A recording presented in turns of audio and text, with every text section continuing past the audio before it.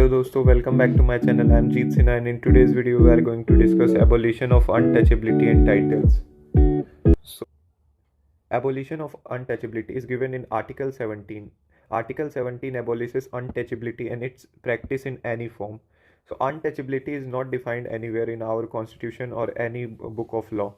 So how untouchability is defined? So Supreme Court stated that it is a common practice which is very prevalent in India, and it is also at the same time very difficult to define or given a particular meaning of untouchability. ये untouchability का कोई practical literal या grammatical meaning नहीं है। ये उस untouchability की बात करता है जो कि इंडिया में बहुत ही हिस्टोरिकल प्रैक्टिस हो चुकी है, और कोर्ट इसको एक जो हमारे कॉन्स्टिट्यूशनल मेकर थे उसको उनको एक बहुत बड़ा कंसर्न था कि अनटचेबिलिटी हमारे देश को, एक समाज को कहीं ना कहीं डिवाइड करता है। अनटचेबिलिटी जो छुआछूत की भावना थी कि इसने अगर मुझे टच कर दिया तो ये बहुत ही पवित्र नहीं होगा मेरे लिए और अपवित्र होगा, तो वही जो प्रथा चलती आ रही थी उसको हटाने के लिए ये अनटचेबिलिटी का प्रोविज़न लाया गया।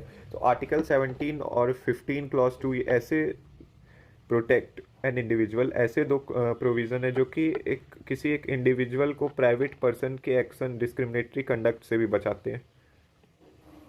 तो अब हम लोग देखते हैं abolition of titles. So Article 18 Clause 1 prohibits the state from conferring any title except military or academic distinction. Article 18 Clause 2 prohibits a citizen from India from accepting any title from a foreign country. So 18 Clause 2 ये कहता है कि कोई एक Indian citizen foreign country से भी title नहीं ले सकता है। अगर वो इस टाइटल्स अगर कोई भी फॉरेन कंट्री से ले रहा है तो इन contravention of article 18 Clause 2, it is open to the parliament under its residuary power to make a law prescribing what should be done with regard to an individual who accepts titles contrary to article. So अब Balaji Raghavan versus union of India के case में ये held किया गया था कि awards like Bharat Ratna, Padma Bhushan awarded by government of India are not titles within the meaning of 18 clause 1.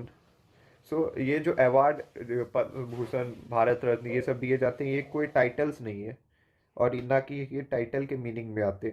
Title basically ये meaning हुआ जो कि किसी एक पर्सन को ऊंचा दर्जा दिलवाता है सोसाइटी में। सो टाइटल्स का मतलब हुआ कि जो इंडिया में किसी भी एक पर्सन को दे दिया जाता था एक दर्जा, जिससे कि वो अलग, राजा महाराजा के ज़माना में ये चलता हुआ आ रहा है, किसी भी एक पर्सन को इस चीज़ का दर्जा दे दिया ताकि वो दूसरे लोगों को सप्रेस कर सके, जबकि उसके पास कोई रियल अथॉरिटी होती नहीं थी। वो एक अपेरेंट अथॉरिटी के अंदर आके किसी भी पर्सन को अपने बहकावे में ले लेता था क्योंकि उसको ऐसा टाइटल दे दिया जाता था। तो वही उसी प्रैक्टिस को रिमूव करने के लिए आर्टिकल 18 की लाया गया हमारे कॉन्स्टिट्यूशन में। आर्टिकल 18 भी हमें डिस्क्रिमिनेशन से बचाता है। तो यही थी हमारी वीडियो आर्टिकल 17 और 18 को लेकर। I hope you are clear with the concept, and please comment on the video if you have any doubt. Thank you for watching this video.